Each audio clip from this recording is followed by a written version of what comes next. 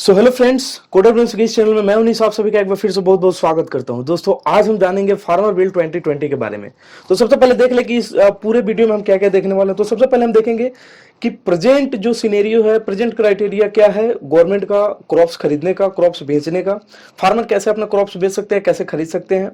दूसरा, farmer bill 2020 में क्या एडवांटेजेस लाए गए हैं जो पहले डिसएडवांटेजेस थे पिछले वाले सिनेरियो में।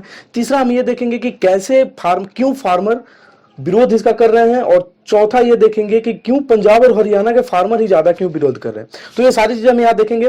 और सबसे पहले ये बात मैं क्लियर कर दूं कि ये टॉपिक एक नॉन टेक्निकल टॉपिक है, फिर भी मैं यहाँ क्यों ला रहा हूँ। मैं इसलिए ला रहा हूँ क्योंकि अभी पिछले कुछ दिनों में हमने किसान दिवस मनाए थे अपने कॉलेज में। 2 दिनों का एक बड़ा प्रोग्राम चला था जिसमें मैं भी स्पीच दिया था इस चीज पे। तो मुझे लगा कि यार ये चीज सबको जानकारी होना चाहिए। बहुत लोगों को इसके बारे में जानकारी नहीं है, लेकिन प्रतिदिन वो सुन रहे हैं कि फार्मर बिल 2020 क्या है और उनके मन में जिज्ञासा भी रहती है। तो कोई भी ऐसी वीडियो नहीं है जिसपे वो सारी चीजें जान पाए कि प्रेजेंट सिनेरियो क्या है, क्या डिसएडवांटेज है जिसके कारण गवर्नमेंट ये चीज लाना चाहती है। तो वो सारी चीजें हम यहाँ पे देखने वाले हैं। तो सबसे पहले देखें कि प्रेजेंट सिनेरियो क्या है। प्रेजेंट में अगर कोई किसान है तो वो तीन जगह पे अपने वस्तुओं को बेच सकता है। पहला है लोकल मार्केट, दूसरा है एपीएफसी मंडी और तीसरा है एमएसपी। पहला लोकल मार्केट को अगर हम लेते हैं तो इसमें छोटे मोटे किसान जिसके पास 10 क्विंटल से कम या मैक्सिमम 15 क्विंटल तक अनाज अगर होते हैं तो आप लोकल मार्केट में बेच सकते हो, राइट। लेकिन अगर आपके पास 100 क्विंटल 1000 क्विंटल के आसपास अनाज है तो फिर आप लोकल मार्केट में उसे नहीं बेच सकते। उसके लिए आपको चाहिए एक सिस्टम जिसमें आप उसे आसानी से बेच सकते हो और वैसा सिस्टम जो बिल्कुल ट्रांसपेरेंट हो। इसके लिए गवर्नमेंट लाई है एपीएफसी मंडी, जो कि स्टेट गवर्नमेंट के अंडर आती है। अच्छा, ये कैसे काम करता है? तो ये कैसे काम करता है इस चीज को समझने के लिए हम फ्लिपकार्ट और अमेजन का एग्जांपल ले सकते हैं, राइट। अमेजन और फ्लिपकार्ट में क्या होता है कि आप अपने वस्तुओं को खरीदते हैं और कोई वस्तुओं को आपसे बेच रहा होता है, लेकिन बीच में जो अमेजन है, फ्लिपकार्ट है, एज ए एजेंट वर्क करती है। वो बायर और सेलर को एक साथ एक प्लेटफॉर्म पर मिला देती है। बस उसका काम उतना ही है। उसका ना अपना कोई शोरूम है, ना कोई अपना वेयर हाउस है, कुछ नहीं है उसका अपना, लेकिन वो बीच में कमा लेती है। ठीक उसी तरह से एपीएफसी मंडी है। अगर आप अपने वस्तुओं को वहां ले जाकर बेचते हैं तो वहां पे सरकारी कर्मचारी होते हैं जिसको हम एपीएमसी एजेंट कहते हैं, राइट, जिसका परसेंटेज 6% होता है। अगर आप वहां पे अपने वस्तुएं बेचते हैं तो 6% उस एजेंट को मिलना होता है, राइट। अगर आप 100 रुपए का कुछ जैसे मान लीजिए गेहूं बेचते हैं तो 94 आपको मिलेंगे और 6 रुपए जो है उस एजेंट को मिलेंगे। लेकिन एजेंट क्या करता है, एजेंट वहां बड़ा चालाक होता है और वहां पे करप्शन पूरी तरह से अभी घेर चुका है उस चीज को। तो एजेंट वहां पे क्या करता है कि आप जैसे वहां जाएंगे तो एजेंट आपकी वस्तुओं को 100 में खरीद लेगा, आपको 100 मिल गए। अब वो क्या करेगा, उसी 100 के वस्तु को अब वो 180 या 190 रुपीज में बेचेगा। किसको? बायर को। 190 रुपीज में वो बायर को बेच देगा। अब बायर क्या करेगा, 190 रुपीज में उसे खरीद लिया। अब एजेंट को कितना मिला? 90 रुपीज। किसान को कितना मिला? 100 रुपीज। अब जहां एजेंट को 6% मिलना था वहां पे उसको 25 to 30% मिल गया।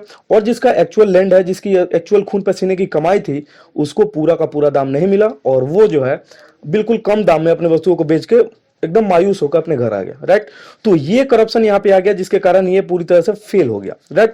अब अमेजन और फ्लिपकार्ट क्यों नहीं फेल हो रहे हैं, क्यों एपीएफसी मंडी फेल हो गया? क्योंकि यहाँ पे ऑफलाइन मोड में काम होता है, पेन एंड पेपर पे वर्क होता है, जिसके कारण यहाँ पे ट्रांसपेरेंसी नहीं, बिल्कुल नहीं है।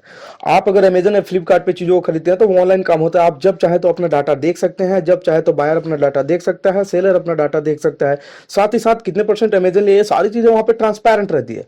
तो इसलिए अमेजन और फ्लिपकार्ट जैसी कंपनी आज फेल नहीं हो रही है, जबकि एपीएफसी मंडी यहाँ पे फेल हो गया, राइट।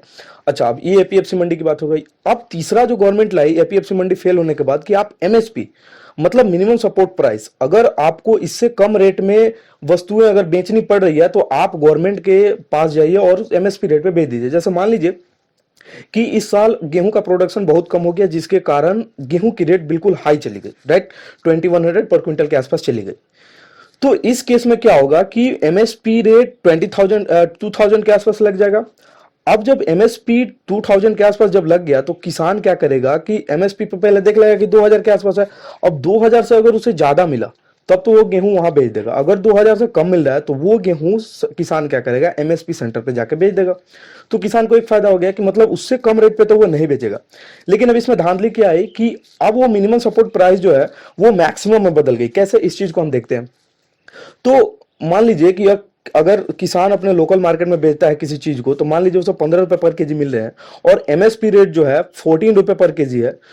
तो लोकल मार्केट के जो प्राइवेट सेक्टर वाले लोग हैं वो वहां पे उस किसान की वस्तुओं को आजकल नहीं खरीद रहे थे, और नहीं खरीद रहे थे तो हो ये रहा था किसान को अपनी वस्तुओं को मिनिमम सपोर्ट प्राइस पे बेचना होता था, जबकि गेहूं की एक्चुअल रेट मार्केट में 15 रुपए थी, लेकिन एमएसपी जो है 14 रुपए निर्धारित की गई है, तो उसको 14 रुपए में बेचनी पड़ती थी, और अलग से उसको ट्रांसपोर्टेशन का चार्ज लगता था। तो ये सारी चीजें लगने से अब किसान थोड़ा सा मायूस होने लगा। तो प्राइवेट सेक्टर वाले बोले कि यार आप एमएसपी पे जाके ट्रांसपोर्टेशन चार्ज लगा के बेचने जाओगे, उससे अच्छा एमएसपी रेट पे हमको दे दो। तो जब एमएसपी रेट लगने लगी तो वो उस रेट से ज्यादा अब कोई खरीदता ही नहीं था वस्तु, तो ये यहाँ पे धांधली हो गई, जिसके कारण इसको भी बंद करना पड़ा। अब नया बिल जो आया है, तीन जो नए सुधार इसमें हुए हैं, तीनों बिल के बारे में हम डिटेल में जानते हैं कि ये फार्मर बिल 2020 क्या है, और इसमें इस एडवांटेजेस को ओवरकम किया गया है, फिर भी लोग इसका विरोध क्यों कर रहे हैं। तो ये सारी चीजें हम डिटेल में देख रहे हैं, तो बने रहे मेरे साथ वीडियो में, और इस पूरा वीडियो को कंप्लीट देखें तो आपको फार्मर बिल 2020 के बारे में पूरी तरह से जानकारी आ जाए। इसमें पहला बिल है farmer produce trade and commerce bill. अब ये बिल क्या है? ये बिल कहता है कि आप अपने वस्तुओं को अब कहीं भी बेच सकते हैं। पहले क्या था, जब एपीएफसी मंडी थी तो मुझे अपने डिस्ट्रिक्ट के एपीएफसी मंडी पे जाके अपने वस्तुओं को बेचना होता था। जैसे मान लीजिए मेरा घर सीवान जिले में है, सीवान जिले के बॉर्डर पे है, और मेरी एपीएफसी मंडी मेरे घर से 60-70 किलोमीटर दूर है। मतलब वो अमूमन क्या होता है कि डिस्ट्रिक्ट के बीचों बीच में एपीएफसी मंडी को रखा जाता है, ताकि चारों तरफ से किसान आके वहां पे अपने वस्तुओं को बेच सके। अब मेरा घर अगर मेरे डिस्ट्रिक्ट के बॉर्डर पे है तो मेरी क्या गलती है भाई? तो मुझे वहां से अपने डिस्ट्रिक्ट के एपीएफसी मंडी पे जाना होता था, जो कि मेरे घर से काफी दूर था, और वहीं पे दूसरे डिस्ट्रिक्ट के एपीएफसी मंडी हमारे घर से मान लीजिए 10 किलोमीटर दूर है। तो उस केस में क्या होता था कि हमें ट्रांसपोर्टेशन चार्ज ज्यादा लगता था, जबकि हम वहां पे जाके आसानी से बेच सकते हैं। तो गवर्नमेंट क्या कह रही है कि अब आप अपने क्रॉप्स को कहीं भी किसी भी एपीएफसी मंडी में बेच सकते हैं, तो ये तो अच्छी बात है। दूसरी बात गवर्नमेंट क्या कह रही है कि आप अपने वस्तुओं को एपीएफसी मंडी में न बेच के चाहे तो प्राइवेट सेक्टर में भी बेच सकते हो, राइट? तो ये भी अच्छी बात है। मतलब और एक खास बात इस पे लाई है कि स्टेट गवर्नमेंट इस पे टैक्स नहीं लेगी। तीन चीज लाई है, पहला आप अपने वस्तुओं को कहीं भी बेच सकते हो, दूसरा कि गवर्नमेंट इस पे कोई टैक्स नहीं लेगी, और तीसरा कि आप अपने वस्तुओं को प्राइवेट सेक्टर में बेचते हो तो गवर्नमेंट स्टेट गवर्नमेंट इस पे कोई टैक्स नहीं लेगी, राइट? अब जरा पंजाब से कंपेयर करते हैं। पंजाब की पूरी इकोनॉमी जो है कृषि पे टिकी हुई है, राइट? मतलब 2/3 अगर पूरे इंडिया का गेहूं वहां से जहां से उत्पादन हो रहा है, तो आप समझ सकते हैं वहां से टैक्स कितना वसूला जा रहा होगा। अगर वहां के फार्मर एपीएफसी मंडी में जाके अपने वस्तुओं को बेच रहे हैं तो करीब करीब एक डाटा आया था कि 500 करोड़ का जो टैक्स है ये एपीएफसी मंडी से स्टेट गवर्नमेंट को आता है, पंजाब गवर्नमेंट को। वही हाल है हरियाणा गवर्नमेंट का, वहां पे राइस पे पूरी तरह से टैक्स लेती है।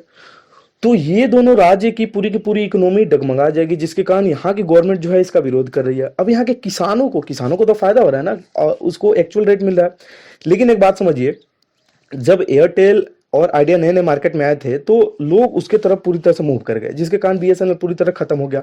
और एक बार जब बीएसएनएल खत्म हुआ तो एयरटेल और आइडिया मनचाही रेट लेने लगे। यही डर किसान को है। अगर एपीएफसी मंडी प्राइवेट सेक्टर्स के आने के कारण अगर पूरी तरह से ध्वस्त हो गई तो वही हाल होगा, जैसे अब एयरटेल आइडिया अपने मनचाही रेट लेते हैं, तो वही हाल होगा अब हमारा। तो प्राइवेट सेक्टर जब एक बार जब गवर्नमेंट सेक्टर को ध्वस्त कर देंगे तो वो मनचाहा रेट हमसे लेने। मतलब अगर गेहूं की रेट एपीएफसी मंडी 10 रुपए लेती थी तब वो 8 रुपए लेंगे, और सारे मिल के लेंगे तो आपको देना पड़ेगा, मतलब 2 रुपए का आपको घाटा सहना पड़ेगा। तो यही डर है किसान को। अगर हम जियो का एग्जाम्पल लें तो जियो पहले क्या किया, एयरटेल और आइडिया को ध्वस्त करने के लिए उसने क्या किया कि पहले फ्री डाटा दी, उसके बाद अब देखिए अब वो मनचाहा रेट ले रहा है। अब 0 से 249 पर मंथ अगर ले रहा है तो वो मनचाहा रेट ही ना हुआ, मतलब आइडिया और एयरटेल के आसपास वो भी अपना रेट ला चुका है, ठीक? तो ये डर है किसान को, इसलिए किसान भी इसका विरोध कर रहे हैं, इसलिए पंजाब गवर्नमेंट भी इसका विरोध कर रही है, और इसीलिए हरियाणा गवर्नमेंट भी इसका विरोध कर रही है, और हरियाणा के किसान भी इसका विरोध कर रहे हैं, राइट? तो ये कारण है।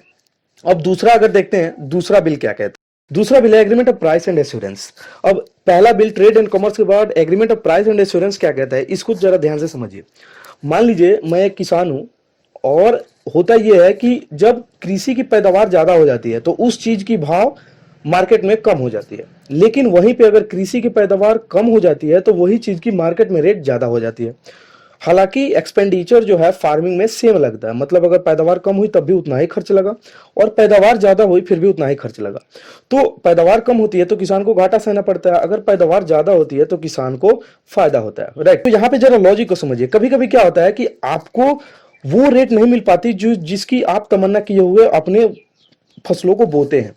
तो यहां पे गवर्नमेंट क्या कह रही है कि आप बोने से पहले किसी प्राइवेट सेक्टर से टाई अप कर ले कि पैदावार ज्यादा हुई या कम, उससे मुझे नहीं मतलब, आपको ये क्रॉप जो है इस रेट पे खरीदनी है। तो किसान को ये एश्योरेंस हो जाता है कि चलो इससे कम में तो मेरा क्रॉप नहीं बिकेगा, यदि पैदावार ज्यादा हुई फिर भी इतना ही रेट जाएगा, यदि पैदावार कम हुई मार्केट में भाव बढ़ भी गए तब भी इतना ही जाएगा। तो इसमें दो चीज है, कभी कभी क्या होगा, पैदावार अगर कम हो गई और मार्केट में रेट हाई हो गया तो किसान को घाटा होगा, क्योंकि वो ऑलरेडी एग्रीमेंट कर चुका है कि 15 रुपए केजी में आपको गेहूं दूंगा, और मार्केट में अगर 19 रुपए हो गई तो 4 रुपए का घाटा किसान को हुआ। और कभी कभी क्या होगा कि अगर पैदावार कम हो गई, सॉरी पैदावार अगर ज्यादा हो गई तो मार्केट में रेट कम हो जाएगा, तो इससे उस कंपनी को घाटा होगा।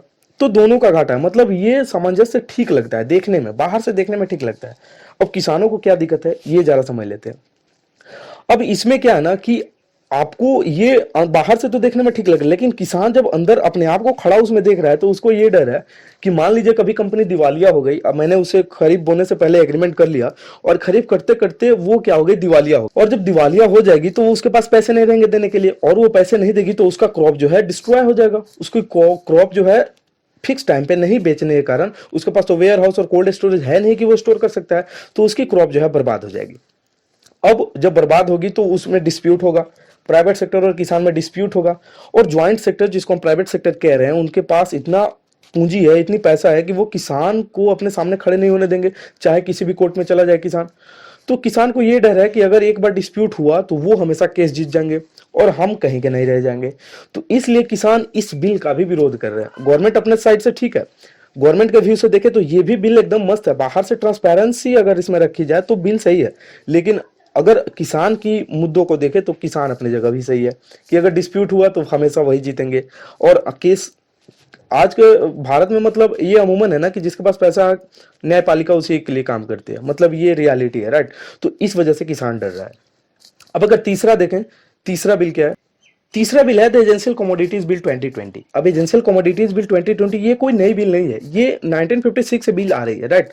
अब इसमें क्या है ना कि आप अपने वस्तुओं को, जो चीज जरूरत की चीजों में शामिल है, राइट, 23 क्रॉप्स को आज के मतलब प्रेजेंट सिचुएशन में 23 क्रॉप्स को भारत सरकार ने नेसेसिटी लिस्ट में शामिल किया हुआ है, राइट।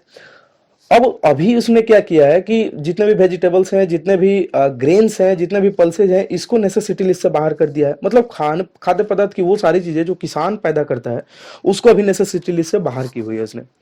अब तो इसमें किसान को फायदा होनी चाहिए। अब वो कह रहा है कि आप अपने आसपास नेसेसिटी लिस्ट को स्टोर नहीं कर सकते, मतलब जो चीज खाने के लिए नेसेसरी है, मतलब नेसेसिटी लिस्ट में जो चीज शामिल है उसको आप स्टोर नहीं कर सकते। और आपके पास अपने चावल गेहूं दाल ये सारी चीजें हैं तो आप उसे स्टोर करिए।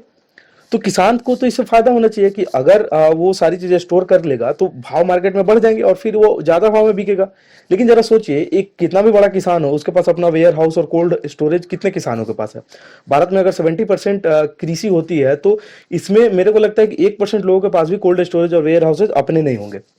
अब वो स्टोर कहाँ करेगा, अगर वो अपने घर में स्टोर करता है तो भाव तो बढ़ेंगे लेकिन उसके सारे क्रॉप्स खराब हो जाएंगे, तो फिर उसके क्रॉप्स को कोई खरीदेगा नहीं। तो किसान को ये डर है कि प्राइवेट सेक्टर को अब तो उसे मतलब मजबूरी बन जाती है ना कि अपने क्रॉप्स को जैसे ही पैदावार हुआ वो बेच देता है। अब जब बेच देगा तो प्राइवेट सेक्टर वाले इस रूल के तहत वहां उसको स्टोर कर लेंगे। अब वो दाल मान लीजिए 100 रुपए केजी बेची है प्राइवेट सेक्टर को, तो 100-200 रुपए वो सोचता है कि चलिए वापस मिल जाएंगे अगर मुझे काम लगता है तो। लेकिन जब वो प्राइवेट सेक्टर वाले स्टोर कर लेंगे तो मार्केट में रेट 200 टू 220 चला जाएगा। अब इतना रेट बढ़ने के कारण अब क्या होगा कि उसी किसान को जो 100 रुपये अपने दाल को बेचा है वो 200 रुपये खरीद के खाएगा। तो ये बात किसान को डर है कि अगर ऐसा हुआ तो प्राइवेट सेक्टर वाले पूंजीपति जितने भी है वो सारे और पूंजीपति बनते जाएंगे और किसान जो है और गरीब बनता चला जाएगा। और गवर्नमेंट इसमें क्या सोच रही है, गवर्नमेंट का थॉट इसमें ये है कि किसान भी सारी चीजों को स्टोर करे और स्टोर करने के साथ साथ वो भी फायदा उतना ही कमाए जितना प्राइवेट सेक्टर कमाएंगे। लेकिन इसमें बात आ जाती है कोल्ड स्टोरेज और वेयर हाउसेज की। तो अब गवर्नमेंट ये भी कह रही है कि हमने आपको कोल्ड स्टोरेज और वेयर हाउसेज प्रोवाइड की हुई है। अब कोल्ड स्टोरेज और वेयर हाउसेज के पास किसान को जाने के लिए ट्रांसपोर्टेशन चार्ज चाहिए, और ट्रांसपोर्टेशन चार्ज उतना ही लगेगा जितना भाव बढ़ने के कारण जब वो मार्केट में बिकेगा तो ऑलमोस्ट उतना ही होगा। तो फिर किसान ये सोच रहा है कि वेयर हाउसेज या कोल्ड स्टोरेज में रखने के बजाय अगर मैं इसी समय बेच दूं तो वो ज्यादा अच्छा है, और जब बेच दूंगा तो प्राइवेट सेक्टर वाले स्टोर कर लेंगे। और गवर्नमेंट कह रही है कि मैं इन चीजों को नेसेसिटी लिस्ट में तभी ऐड करूंगा जब कोई वार लाइक सिचुएशन आएगी, तो ये भी इसमें घाटा है। अब गवर्नमेंट को तो बाहर से ये सारी चीजें अच्छी लग रही हैं, जब तक अच्छी होंगी जब तक इसमें करप्शन ना हो। अब करप्शन इसमें अगर आ जाएगा तो फिर ये सारी चीजें धरी की धरी रह जाएंगी। और किसान भी अपने जगह सही है, किसान सोच रहा है कि इसमें कहीं ना कहीं उसका भी घाटा है। मैंने ये सारी चीजों को प्रूव किया। आई होप कि आपको ये वीडियो अच्छी लगी, और अगर अच्छी लगी तो अपने आसपास के लोगों से शेयर करें ताकि उनकी भी जागरूकता बढ़े और वो लोग भी किसान बिल के बारे में पूरी तरह से डिटेल में जाने। थैंक यू, मिलते हैं नेक्स्ट वीडियो।